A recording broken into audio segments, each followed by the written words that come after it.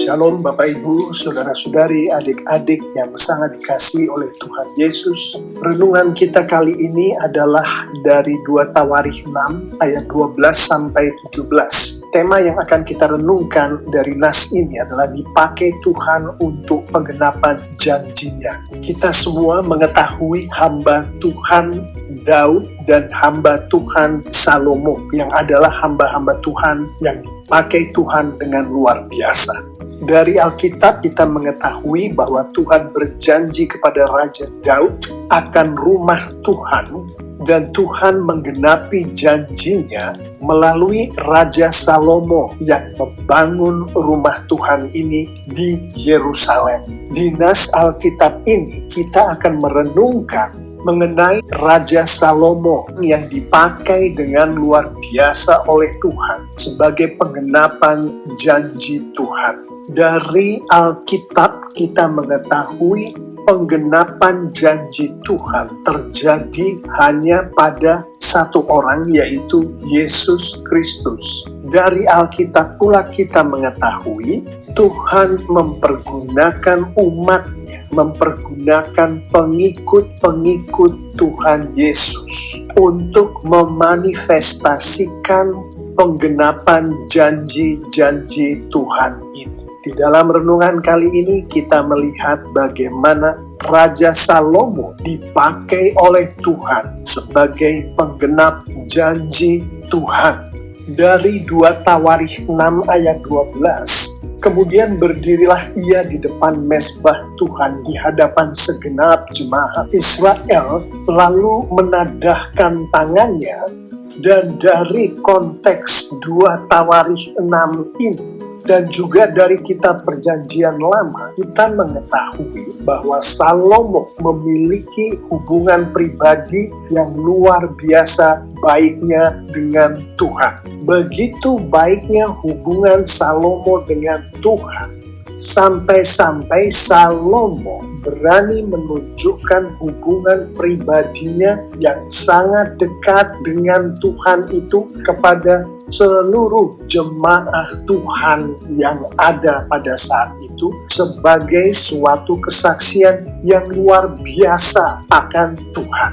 Hubungan pribadi yang dekat dengan Tuhan adalah kekudusan. Karena Tuhan adalah kudus, maka kekudusan yang diizinkan oleh Tuhan untuk dimiliki oleh hambanya, oleh pengikutnya, adalah suatu kesaksian yang luar biasa bagi Tuhan oleh hamba atau pengikut Tuhan termaksud. Artinya kehidupan kudus seorang Salomo memberikan kesaksian akan betapa kudusnya Tuhan yang adalah Tuhan Salomo. Dari ayat 13, ia berdiri di atasnya lalu berlutut di hadapan segenap jemaah Israel dan menadahkan tangannya ke langit.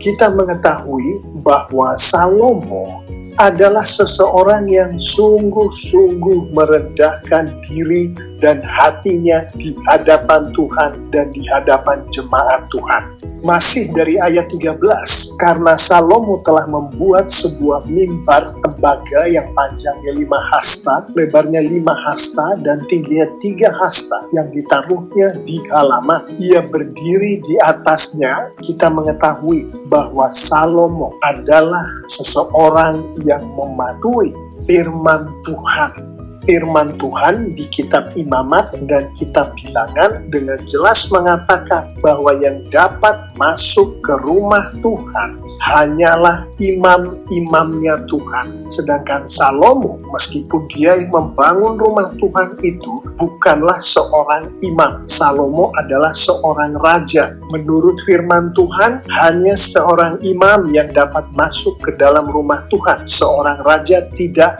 dapat. Jadi dengan Salomo berdiri di atas mimbar di luar rumah Tuhan, maka Salomo mematuhi firman Tuhan. Masih dari ayat 13, dengan menadahkan tangannya ke langit, Salomo menunjukkan kepada kita bahwa ia adalah seseorang yang membuka dirinya terhadap apapun juga yang Tuhan katakan kepadanya.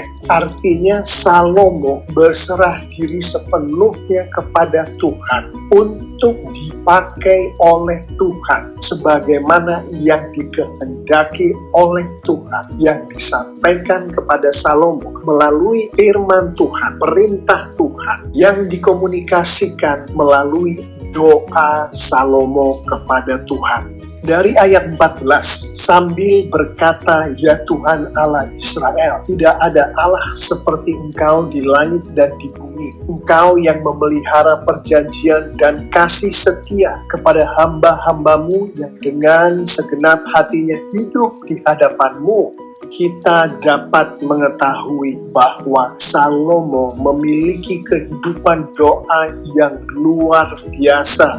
Bukan hanya dari ayat ini, kehidupan doa yang luar biasa yang dimiliki oleh Raja Salomo dapat kita lihat di sepanjang Perjanjian Lama di ayat-ayat yang berbicara mengenai Raja Salomo. Lebih jauh mengenai nas yang kita sedang renungkan ini, di ayat 14 sampai 42, 28 ayat yang berisi doa yang dipanjatkan oleh Raja Salomon kepada Tuhan, yang mana di seluruh Alkitab ini adalah salah satu doa terpanjang yang pernah disampaikan oleh hamba Tuhan kepada Tuhan. Kita mengetahui bahwa di dalam dia berdoa kepada Tuhan, Salomo berkomunikasi dengan akrab kepada Tuhan, berkomunikasi secara terperinci kepada Tuhan, berkomunikasi dengan jelas dan terus terang kepada Tuhan. Dan di dalam komunikasinya, di dalam doanya kepada Tuhan ini, semuanya dilandaskan pada firman Tuhan. Dari ayat 14 sampai 17 kita mengetahui bahwa di dalam dia berdoa kepada Tuhan, Salomo mendoakan kerajaannya. Dari ayat 18 sampai ke 39 kita mengetahui bahwa di dalam dia berdoa kepada Tuhan, dia mendoakan bait Allah, dia mendoakan rumah Tuhan, dia mendoakan hal-hal yang berhubungan dengan kerajaan Tuhan. Dan dari konteks pasal di mana nas kita ini berada, kita mengetahui bahwa doa yang disampaikan oleh Salomo kepada Tuhan, yang termasuk di dalamnya adalah doa syafaat. Salomo mendoakan orang-orang, Salomo mendoakan negara-negara, dan masih banyak lagi. Di samping Salomo mendoakan akan dirinya dan keluarganya. Untuk seorang hamba Tuhan seperti Salomo inilah Tuhan berkenan menunjukkan kemuliaannya sebagaimana disampaikan di 2 Tawarikh 7 ayat 1. Setelah Salomo mengakhiri doanya, api pun turun dari langit memakan habis korban bakaran dan korban-korban sembelian itu, dan kemuliaan Tuhan memenuhi rumah itu.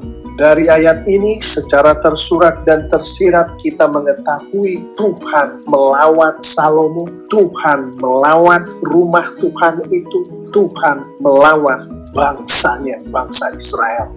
Demikianlah seseorang yang dipakai Tuhan sebagai penggenap janji Tuhan. Saya akan menutup renungan kita kali ini dengan beberapa poin penting berikut. Ayat pertama yang akan menunjukkan poin-poin itu adalah Yeremia 29 ayat 11. Sebab aku ini mengetahui rancangan-rancangan apa yang ada padaku mengenai kamu. Demikianlah firman Tuhan, yaitu rancangan damai sejahtera dan bukan rancangan kecelakaan, untuk memberikan kepadamu hari depan yang penuh harapan. Secara tersurat dan tersirat dari konteks Alkitab, kita mengetahui poin penting ini, yaitu Tuhan memiliki rancangan, Tuhan memiliki janji untuk Salomo. Demikian pula Tuhan memiliki rancangan, Tuhan memiliki janji untuk Anda dan saya, pengikut-pengikut Yesus. Ayat kedua adalah 2 Korintus 1 ayat 20. Untuk tepatnya saya akan mempergunakan terjemahan bahasa Inggris. For all the promises of God in Him are yea, and in Him amen, unto the glory of God by us. Untuk mudahnya kita terjemahkan secara populer ke dalam bahasa Indonesia sebagai semua janji-janji Tuhan di dalam Kristus adalah ya dan amin untuk kemuliaan Tuhan. Dengan menggabungkan ayat ini dengan Yeremia 29 ayat 11, kita mengetahui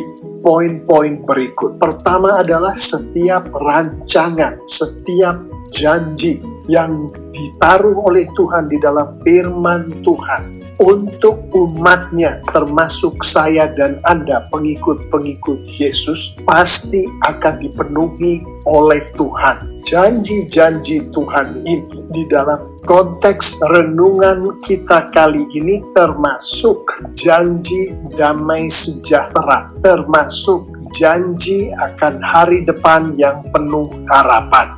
Dan sebagaimana renungan kita kali ini menunjukkan, janji-janji ini diberkatkan kepada Salomo. Janji-janji ini pun akan diberkatkan kepada kita, pengikut-pengikut Yesus, yang adalah memiliki hubungan pribadi yang luar biasa baik dengan Tuhan, yang memiliki kesaksian hidup yang luar biasa sehingga memuliakan Tuhan, yang merendahkan diri dan hati di hadapan Tuhan dan jemaat Tuhan, yang selalu mematuhi firman Tuhan dengan sungguh-sungguh, yang berserah diri sepenuhnya kepada Tuhan, yang siap dipakai oleh Tuhan apapun kehendak Tuhan untuk memakai, yang memiliki kehidupan doa yang luar biasa. Dan sebagaimana yang terjadi pada Salomo, hal yang sama akan terjadi pada kita, pengikut-pengikut Yesus, yaitu dilawat oleh Tuhan, dipakai oleh Tuhan untuk menggenapi janji-janji Tuhan, diberkati oleh Tuhan dengan luar biasa.